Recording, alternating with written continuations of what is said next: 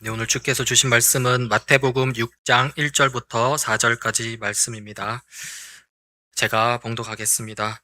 여러분, 이것은 주님의 말씀입니다. 주님의 말씀을 귀 기울여 들으십시오. 사람에게 보이려고 그들 앞에서 너의 의를 행하지 않도록 주의하라. 그리하지 아니하면 하늘에 계신 너희 아버지께 상을 받지 못하느니라. 그러므로 구제할 때 외식하는 자가 사람에게서 영광을 받으려고 회당과 거리에서 하는 것 같이 너희 앞에 나팔을 불지 말라. 진실로 너희에게 이르노니 그들은 자기 상을 이미 받았느니라. 너는 구제할 때 오른손이 하는 것을 왼손이 모르게 하여 내 구제함을 은밀하게 하라. 은밀한 중에 보시는 너희 아버지께서 갚으시리라. 아멘. 네, 오늘부터 마태복음 6장을 좀 살펴보려고 하는데요. 마태복음 6장은 종교생활 세 가지를 다루고 있습니다. 자선, 기도, 자선 구제, 기도, 그리고 금식인데요. 이 세 가지에 대한 공통된 진술이 이렇게 쭉 6장을 보면 나옵니다. 각각 살펴보면 이렇습니다. 제가 한번 읽어보겠습니다.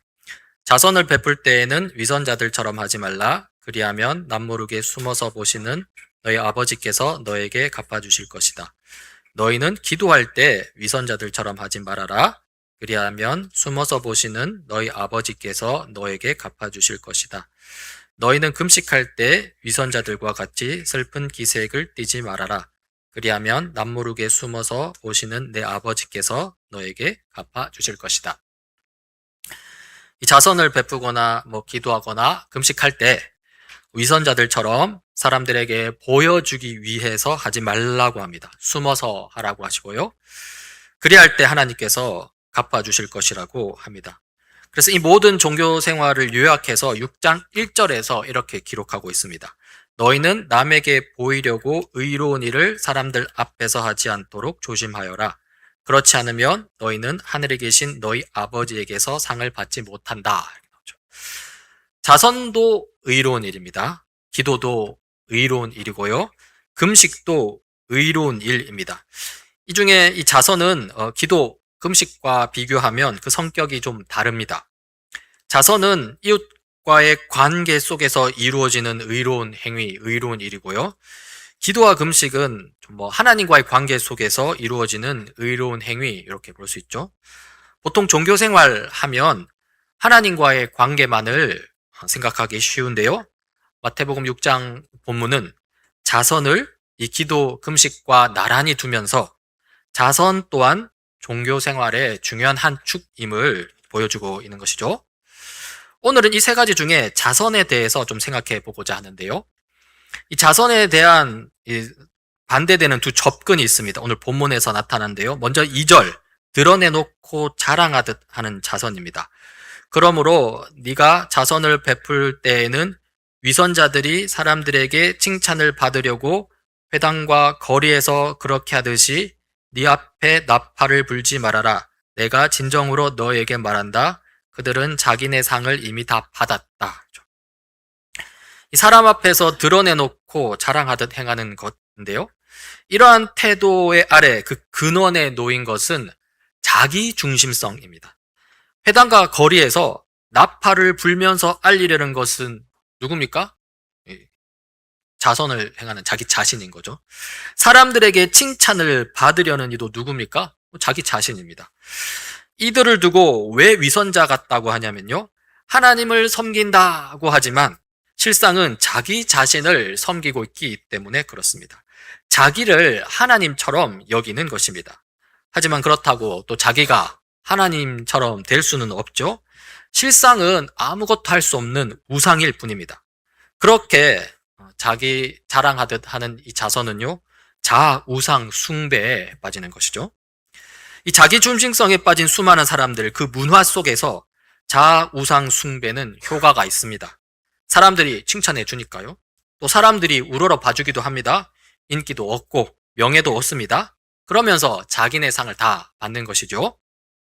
하지만 주님은 그렇게 하면 안 된다고 하십니다. 그럼 어떻게 해냐 했을 때 6장 3절 4절입니다. 너는 자선을 베풀 때에는 오른손이 하는 일을 왼손이 모르게 하여 너의 자선 행위를 숨겨두어라. 그리하면 남모르게 숨어서 보시는 너의 아버지께서 너에게 갚아주실 것이다. 남이 모르게 하라는 것이죠. 그러면 하나님 아버지께서 다 갚아주실 것이라고 합니다. 자, 그런데요. 남몰래 자선을 행하기는 하는데 다음과 같은 마음으로 자선을 행하는 사람을 한번 생각해 보자고요. 자, 이렇습니다. 하나님, 제가 저 사람을 도와주면 저에게 상을 주신다고요? 그렇다면 저 사람을 제가 돕겠습니다. 나중에 상 주겠다는 약속 꼭 지키셔야 합니다. 그렇죠? 여러분, 지금 이 사람은 남몰래 자선을 행하고 있습니다. 그런데 이렇게 행하는 자선, 하나님이 보시기에 좀 올바른 자선, 또는 의미 있는 자선이라고 할 수 있을까요? 이와 관련하여서 사도 바울의 기록을 좀 참고할 수 있는데요. 고린도전서 13장 3절입니다. 내가 비록 모든 재산을 남에게 나누어 준다 하더라도, 또 내가 남을 위하여 불 속에 뛰어든다 하더라도 사랑이 없으면 모두 아무 소용이 없습니다. 이 말씀에 따르면 나의 모든 재산을 가난한 이웃에게 나누어 주는 크나큰 자선을 행하더라도 그 가난한 이웃을 향한 사랑이 없다면 아무 소용이 없다고 하죠. 그러니까 남몰래, 진짜 안 들켰습니다. 남몰래 자선을 행한다 하더라도 그 이웃을 향한 사랑이 없으면 의미가 없다는 것입니다. 뭐가 문제일까요? 아무리 사랑이 없다 하더라도, 비록 보상을 바라는 마음이라 하더라도, 그래도 가난한 이웃을 돕겠다는데, 그런데 아무 소용이 없다 하시니 너무한 거 아니냐, 이런 생각이 듭니다. 하지만 그렇지 않습니다. 하나님께서 숨어서 은밀하게 보신다고 했을 때 단지 남몰래 행하는 우리의 자선 행위, 그만을 보신다는 의미가 아닙니다. 자선 행위를 하는 우리의 마음, 우리의 중심, 동기도 보신다는 것이죠. 사랑 없이 하나님의 보상을 바라는 이 자선이 문제가 되는 것은요, 결국 사람을 수단으로 삼기 때문에 그렇습니다. 나의 이익을 위해 그 가난한 이웃을 이용하는 것에 그치고 말기 때문입니다. 여러분, 이웃에게 다음과 같이 말한다고 해봅시다. 내가 널 사랑하는 건 아니야. 너의 상황이 안타까운 것도 아니야. 사실 난 네가 어떻게 되든 상관없어. 다만 내가 널 도우면 하나님이 나에게 상을 주겠다고 하셨거든. 그래서 널 도울 뿐이야. 여러분, 도움받는 이웃이 이런 말을 듣게 되면 그 마음이 어떨까요? 고맙긴 하겠죠. 고맙긴 한데 씁쓸할 겁니다. 어떤 사람은 그런 도움은 안 받겠다고 할 수 있습니다. 물론 그럼에도 불구하고 도와줘서 고맙다고 할 사람도 있겠죠. 상황이 정말로 절박하거나 아니면 그 마음이 그냥 튼튼해가지고 도움 주는 사람의 의도가 어떠하든 그냥 괜찮다, 도와줘서 고맙다, 그렇게도 할 수 있습니다. 하지만 도움받는 대부분의 사람들은 기분이 그렇게 썩 좋지는 않을 것입니다. 그러니까 이런 마음, 이런 중심 동기는 하나님의, 사람의 마음에도 들지 않고 사람의 기준에도 미치지 못하고 근본적으로는 하나님의 기준에도 미치지 못하는 것이죠. 하나님은 사람을 수단으로 두기를 원하지 않습니다. 하나님은 우리가 서로를 목적으로 두고 대하길 원하십니다. 사람을 목적으로 둔다는 것은 좀 쉽게 표현하자면 그 사람 자체를 사랑한다는 것입니다. 사랑하기 때문에 그의 생명을 귀하게 여기고, 사랑하기 때문에 그의 필요를 채워주고, 사랑하기 때문에 그의 행복을 함께 기뻐하고, 사랑하기 때문에 그의 불행을 함께 아파하는 것이죠.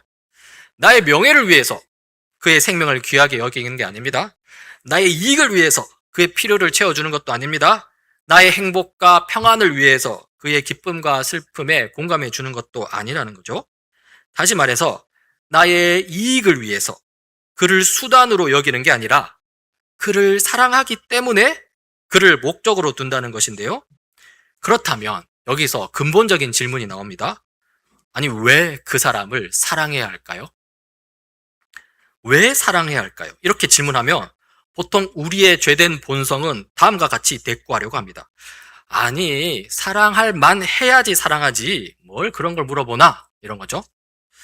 사랑할 만해야 사랑한다. 이것도 결국에는 여러분 그 사람을 도구화시키는 것입니다. 사람을 수단으로 삼고 있는 것입니다. 거기서 못 벗어나는 것이죠. 사랑할 만하다는 조건을 걸어 놓는 것은요, 그런 조건 제시하는 나의 마음을 만족시킬 것이라는 이 목적, 다른 목적이 있고요. 그 목적에 봉사하도록 하는 것입니다. 결국 나의 만족을 얻기 위해서 그 사람을 사랑해서, 그렇게 사랑해서 도와줘서 어떤 보람을 얻는 것, 그런 걸 추구하는 것은요, 결국 그 사람을 이용하는 것일 뿐입니다. 따라서 사랑할 만해야 내가 사랑하지 라고 해서도 안 됩니다. 그냥 무조건 사랑해야 합니다. 실로 마태복음 5장 마지막 부분에 이르면 지난 시간에 살펴봤죠? 원수를 사랑하라고까지 말씀하시는 것을 볼 수 있습니다. 원수 사랑이 곧 거룩하며 완전함이라고 말하는 것을 볼 수 있었습니다. 그렇죠? 그럴진데 무슨 조건을 따지겠다는 것이죠? 그렇다면 여전히 유효한 질문, 왜 그 사람을 사랑해야 할까요? 왜냐하면요, 하나님이 그 사람을 창조하셨기 때문입니다.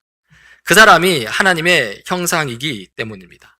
하나님이 창조하셨고 하나님의 형상이기 때문에 사실 이미 사랑받을 만한 자격 조건이 충분하다는 것이죠. 그래서 그 사람을 목적으로 두게 된다는 것입니다. 따라서 드러내놓지 않고 자랑하지 않으면서 자선 행위를 하는 것만으로는 좀 부족합니다. 사람을 도구화시키지 않고 사람을 수단으로 삼지 않으면서 자선 행위를 하는 데까지 나아가야 합니다. 사람을 목적으로 두고 사람을 사랑하는 데까지 나아가야 한다는 것이죠. 그런 이유를 가지고 이제 자선을 행할 수 있어야 하는 것입니다. 여러분, 하나님이 갚아주시는 상을 전혀 또 기대하지 말라는 그런 또 의미는 아닙니다. 하나님이 주시는 상을 기대할 수 있습니다. 그러나 그것보다 앞선 것이 있음을 우리는 기억해야 합니다. 하나님이 주시는 상, 갚아주시는 상은요, 사실 부산물일 뿐입니다. 더 중요한 것은 하나님께서 창조하시고 하나님을 닮은 존재인 바, 그 이웃을, 그 사람을 목적으로 두고 그 사람을 사랑하는 것이어야 합니다. 자, 지금까지 자선을 쭉 살펴봤는데요. 한 3단계로 살펴봤습니다. 그걸 한번 나누어 정리해 봅시다. 1단계는 사람들 앞에서 드러내놓고 행하는 자선입니다. 자기 이익을 위해서 사람을 수단으로 삼는 것이죠. 이 같은 경우에는 자기 상을 이미 다 받았습니다. 하나님이 주시는 상은 없습니다. 특히 이런 수준의 자선은요, 사실 자우상 숭배에 그칠 가능성이 매우 큽니다. 그리고 2단계는 사람들 몰래 자선을 행하되 하나님이 주시는 상이 목적이 되어서, 그래서 사람을, 이웃을 수단으로 삼는 것입니다. 이 같은 경우에도 하나님의 기준에 이르지 못합니다. 특히 고린도전서 13장 3절, 내 모든 재산을 나누어 주는 자선일지라도 사랑이 없으면 아무 소용이 없다는 말씀에 비추어 보면 사랑 없이 사람을 수단으로 삼는 자선 행위는 사실 중요한 어떤 의미를 가질 수 없다는 것을 우리가 알 수 있는 것이죠. 그런데요, 그럼에도 불구하고 자꾸 우리의 마음도 이런 질문이 생길 수 있습니다. 이 2단계 수준의 자선이 사람을 도구화시키고 사람을 수단으로 삼는다 하더라도 그래도 좀 자기 자신의 자선 행위를 숨기려고 애썼고 또 그렇게 숨긴 바 되었는데 하나님께서 갚아주시는 게 없지는 않겠느냐라는 이런 마음의 질문이 생기죠. 특히 마태복음 6장에 보면 은밀히 보신다고 하지만 그 6장만 딱 보면 아니 몰래 하면 갚아주신다고 나오지 않느냐 이렇게 할 수 있는 것입니다. 만약에 이렇게 질문을 한다면 저는 갚아주신다고 이렇게 대답할 수도 있겠다는 생각이 듭니다. 다만 여러분, 그 갚아주시는 것이 정말로 기쁨의 보상일지 아니면 이 부끄러움의 보상일지도 한번 여러분 고민해 볼 수 있다고 생각이 듭니다. 사실 이 2단계 수준의 자선은요, 사람만을 수단으로 삼은 게 아닙니다. 더 나아가서 하나님도 수단으로 삼은 상태입니다. 그러니까 하나님 그분보다 하나님이 주시는 상을 더 갈망하고 있는 것이죠. 여러분, 이런 마음 상태라면 하나님이 상 주시지 않겠다 하면 여러분 하나님을 원망할 수도 있습니다. 이렇게, 다음과 같이 이렇게 말할 수 있는 것이죠. 하나님, 2단계 수준의 자선이 사람을 도구화시키고 사단을 수단으로 삼는다 하더라도 그래도 나의 자선 행위를 잘 숨겼는데 좀 하나님께서 그 마태복음 6장 거기처럼 좀 갚아주셔야 되지 않겠습니까? 이렇게 하는 것이죠. 사실 어떻게 보면 조금 약간 건방질 수 있는데요. 이에 대해서 하나님께서 이렇게 말씀하시면서 갚아주실 것 같습니다. 제 상상입니다. 아무개야, 너는 남몰래 자선을 베풀되 이웃을 수단으로 삼고 자선을 베풀었구나. 게다가 너는 나보다 내가 주는 상을 더 갈망하고 있구나. 알았다. 이해했다. 여기 네가 바라는 상이 있다. 가져가서 실컷 즐거워하라. 이렇게 대답해 주실 수 있지 않을까요? 여러분, 이렇게 받는 상, 기쁨의 상일까요? 아니면 좀 부끄럽게 만드는 상일까요? 좀 부끄럽게 만드는 상이 아닐까요? 그런데요, 만약 그 아무개가 저렇게 주시는 하나님의 상을 전혀 부끄러움으로 느끼지 않고 정말로 기쁨의 상으로 여기면서 하나님 앞을 떠나서 그 상만으로도 기뻐하고 있다고 상상해 봅시다. 여러분, 어떤 생각이 듭니까? 그 사람에 대해서 좀 안타깝지 않습니까? 이런 상황은요, 그 아무개가 상당히 미성숙한 상황에 있음을 보여주는 것입니다. 하나님께서 그 사람을 외면하고 싫다고 하시진 않을 것입니다. 그러나 그 미성숙함에 대해서는 하나님께서도 안타까워하실 것 같습니다. 그래서 그 미성숙함에 머물러서는 안 되고요, 조금 부끄러워하면서 거기서 더 나아가 성숙의 단계로 나가야 된다는 것이죠. 즉 2단계 수준의 자선에 머물러서는 안 되고요, 3단계 수준의 자선으로 나아가야 합니다. 3단계는 이 사람들 몰래 자선을 행하되 이웃을 목적으로 삼고 이웃을 사랑하기 때문에 자선을 행하는 것입니다. 그렇죠? 도움이 필요한 이웃은 하나님이 창조하신 하나님의 형상입니다. 그 자체로 존귀한 존재입니다. 그런 존재를 사랑으로 바라보며 선을 베푸는 것이죠. 이렇게 하는 3단계의 자선은요, 또한 하나님을 하나님으로 인정하는 그런 태도라고 할 수 있습니다. 사람을 목적으로 둔다고 했지만요, 결국에는 하나님을 최종 목적으로 두는 마음입니다. 하나님이 최종 목적이기 때문에 사람을 목적으로 두는 것이죠. 하나님을 존귀한 분으로 여기기 때문에 그런 하나님이 창조하신 사람을 존귀하게 대하는 것입니다. 이렇게 이웃의 유익을 추구하고 하나님의 영광을 추구하는 것이죠. 이렇게 하는데 여러분, 하나님께서 기쁨의 상으로 갚아주시지 않을 리 없습니다. 지금까지 1단계에서 3단계 수준의 자선을 좀 살펴보았습니다. 그런데요, 저는 이 지점에서 4단계 수준의 자선도 한번 생각해 보았으면 좋겠습니다. 지금 우리는 예수님의 산상수훈 중에 일부를 살펴보고 있습니다. 마태복음 6장 부분을 살펴보고 있죠. 그런데 여러분, 마태복음 5장에 보면 여러분 이런 말씀이 있습니다. 너희는 세상의 빛이다. 또 사람이 등불을 켜서 그릇 속에다가 숨겨놓지 아니하고 등경 위에다 놓아둔다. 그래야 등불이 집 안에 있는 모든 사람에게 환히 비친다. 이와 같이 너희 빛을 사람에게 비추어서 그들이 너희의 착한 행실을 보고 하늘에 계신 너희 아버지께 영광을 돌리게 하여라. 좀 뭔가 이렇게 보면 좀 뭔가 충돌하는 것 같지 않습니까? 마태복음 6장 오늘 본문은 너희의 자선 행위를 숨기라 라고 합니다. 그런데 5장의 이 말씀은 너희의 착한 행실을 드러내라고 하는 거죠. 사실은 서로 반대되는 것 같습니다. 여러분, 이걸 어떻게 받아들여야 할까요? 이 겉으로 드러나는 행위 차원으로 보자면 이 두 말씀은 서로 양립할 수 없습니다. 같이 존재할 수 없습니다. 그러니까 숨길 것인가 아니면 드러낼 것인가, 이거 둘 중에 하나를 선택해야 됩니다. 결정해야 됩니다. 하지만 행위 이면의 그 중심 동기의 차원으로 보자면 사실 이 두 말씀은 양립할 수 있는 것입니다. 자선 행위를 숨기든 드러내든 두 행위 모두 하나님과 사람을 목적으로 두고 행할 수 있다는 것이죠. 그렇다면 양립할 수 있는 부분은 당연히 그대로 가져가야 합니다. 그러니까 자선을 행하는 중심 동기 측면에서 숨기든 드러내든 하나님과 사람을 목적으로 두고 행해야 한다는 것이죠. 그러니까 나의 영광이 아니라 하나님의 영광, 나의 이익이 아니라 이웃의 유익을 위하는 것입니다. 하지만 양립할 수 없는 부분에서는 한쪽을 포기해야 됩니다. 그렇죠? 행위 측면에서 그런 거죠. 숨기든지 아니면 드러나든지 해야 됩니다. 그렇죠? 숨기면 나중에 상을 받는 것이고 드러나면 나중에 상을 못 받을 가능성이 큽니다. 둘 중에 하나 선택해야 됩니다.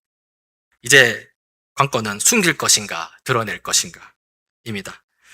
결국 이것은요, 우리가 처한 삶의 상황을 고려해야 합니다. 숨길 때가 있고요, 드러낼 때가 있다는 것입니다. 언제 숨겨야 할까요? 겉으로 드러내는 자선 행위 문화가 횡행하는 곳, 그리하여 자선 행위가 자우상 숭배와 좀 더 깊이 연결되는 상황에서는 좀 자선 행위를 좀 숨길 필요가 있습니다. 가령 이 로마 세계에서 이 부자들은요, 자기 재산 일부를 이 공동체에 기부했고요, 그 대가로 이 명예와 정치적 영향력을 얻었다고 합니다. 이 자선 행위가 명예와 정치적 영향력, 이 정치적 영향력이라는 것은 곧 권력이죠. 그러니까 명예와 권력의 확대로 이어진 것입니다. 그런데 이렇게 명예와 권력을 얻는다는 것은 곧 자선 행위가 공개적으로 행해졌다는 것을 의미합니다. 비유컨대 오늘 본문을 가져오면은 나팔을 불어야 했던 것이죠. 그래야 명예와 권력이 따라온다는 것입니다. 그리고 이런 것이 일종의 문화였습니다. 이런 식의 어떤 자우상 숭배 문화가 지배했던 것이죠. 만약 상황이 이러하다면 여러분, 우리 자선 행위 좀 숨길 필요가 있습니다. 하지만요, 좀 자선 행위를 드러내야 할 상황도 있습니다. 언제 드러내야 할까요? 극심한 경쟁 속에서 서로가 자신의 탐욕 채우기에 바빠서 가난한 이웃 돌보는 문화가 미미할 경우입니다. 그럴 경우 이 경쟁과 탐욕 문화를 거슬러서 내 것을 조금 희생할 수 있는 문화를 좀 형성하기 위해 좀 자선 행위를 드러낼 수도 있는 것이죠. 그렇게 해서 기부 문화가 좀 확대되길 바라는 것이죠. 한편 이런 경우도 있습니다. 교회가 세상 속에서 욕을 먹고 있는 상황이어서 기독교 진리가 세상을 향해 전혀 뻗어나가지 못하는, 좀처럼 뻗어나가지 못하는 그런 상황이라면 좀 그리스도인으로서 기독교 진리를 위해서 자선 행위를 좀 드러낼 수도 있겠죠? 그렇게 해서 세상을 향해 기독교 진리의 진정성을 좀 알리는 것도 필요하지 않을까 한다는 것입니다. 이렇게 자선 행위를 여러분 드러냈을 때, 여러분 어떻게 자선을 드러내면 여러분 어떻게 했습니까? 세상으로부터 칭찬을 받겠습니까? 칭찬을 안 받겠습니까? 아무래도 칭찬을 받게 돼 있습니다. 그러면 여러분, 우리 사람이라는 존재는요, 사실 좀 연약해서 좀 우쭐하는 마음이 생길 수밖에 없습니다. 그럴 경우 오늘 6장 본문에 따라서 과감하게 하늘의 상을 포기하는 것이죠. 그러니까 여러분 5장, 6장을 종합하여 좀 이런 태도가 필요하다는 것입니다. 하나님, 나의 자선 행위가 드러나게 되었습니다. 그래서 사람들로부터 뜻하지 않게 칭찬을 듣고 명예도 얻었습니다. 사실 내 마음이 좀 우쭐해지는 것도 사실 느낍니다. 그러니 나중에 하나님께 받아야 할 상, 그거 기대하지 않겠습니다. 다만 이왕 드러난 나의 자선 행위가 자기보다 어려운 사람을 돕는 문화를 형성하고 오늘날 기독교에 대한 부정적인 인식을 변화시켜서 사람들이 하나님께로 돌아오는 데 도움이 된다면 참 좋겠습니다. 이런 식의 그런 거죠. 저는 오늘날 우리 사회 속에서 이런 네 번째 단계 수준의 자선 행위를 좀 고려해 볼 필요가 있다고 생각합니다. 나중에 갚아주시는 상 못 받아도 된다는 것이죠. 그리고요, 이 지점에서 저는 복음을 이야기하고 싶습니다. 여러분, 이 복음이 가지는 뭐랄까 중요한 특성이라 해야 될까요? 특성이 있습니다. 어떻게 표현할지 모르겠는데 특성이라는데요.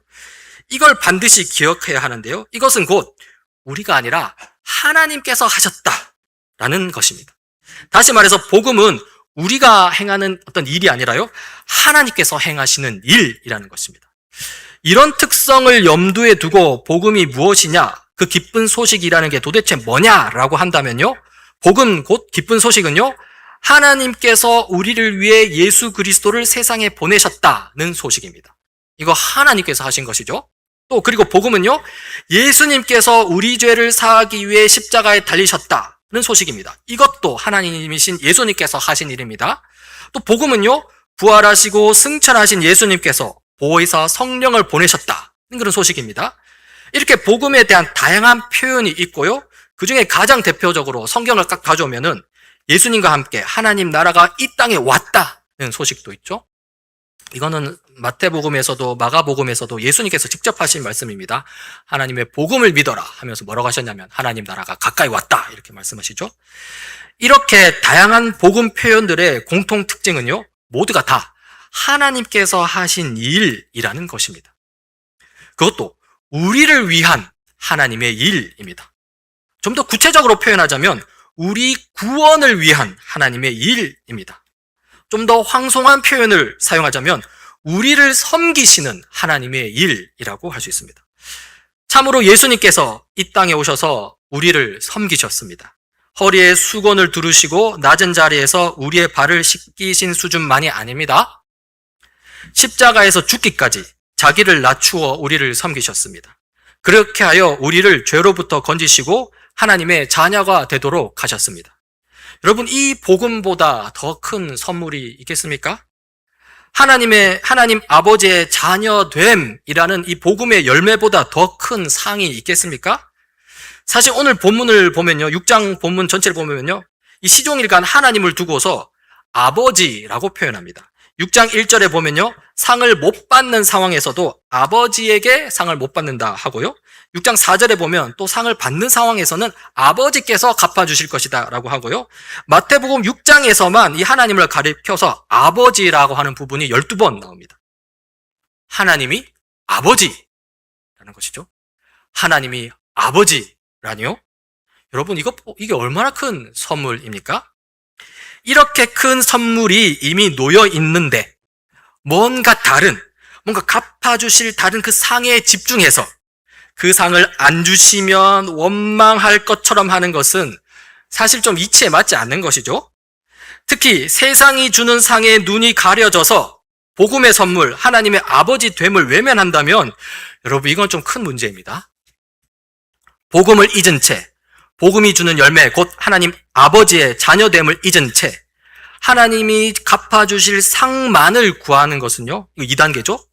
마치 대낮 태양빛 아래에서 형광등 비춰주길 구하는 것과 마찬가지이고요. 특히 복음을 멀리한 채 타락한 세상이 주는 이 자기네 상, 그들이 주는 칭찬과 명예를 구하는 것은요, 마치 태양을 뒤로 하고 어두컴컴한 동굴 속으로 걸어 들어가서 거기서 훅 불면 꺼지고 마는 촛불을 찾고 있는 것과 마찬가지라고 할 수 있습니다.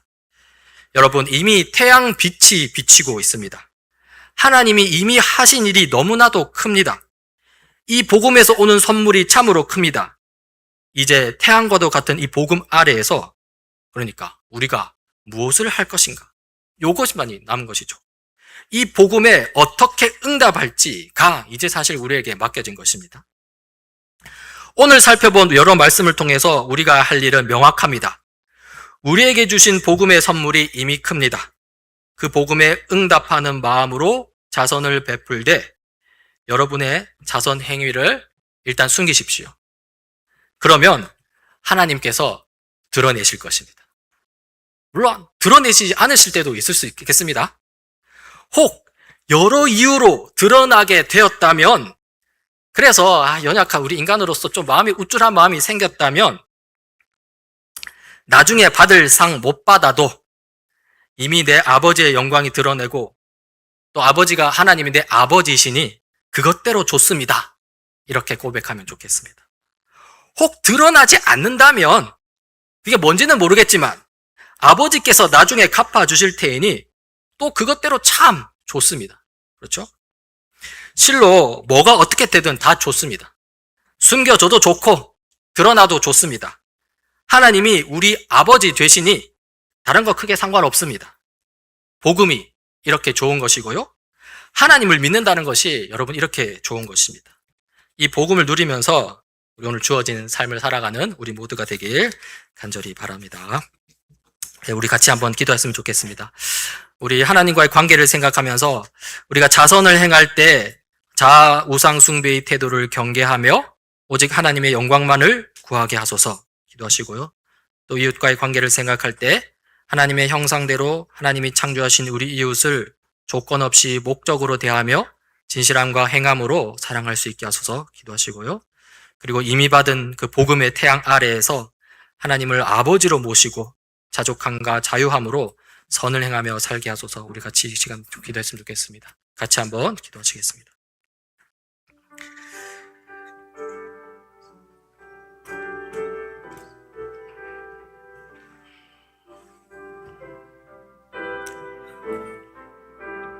하나님 아버지,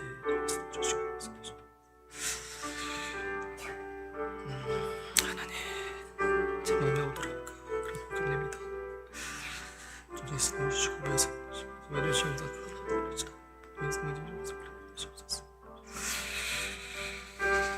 하나님, 참으로 아버지의 연약함을 이신 고백하게 됩니다. 주님, 나는 주님 하나님 앞에서 내 집착과 방언을 고백합니다. 그것이 내 삶의 의미를 부여하고 그렇게 삶을 사는 것이 성공적인 삶이라고 고백할 때가 너무 많습니다. 하나님, 나를 위하여 하나님을 수단으로 삼고 하나님을 도구시키지 않게 하여 주시옵소서.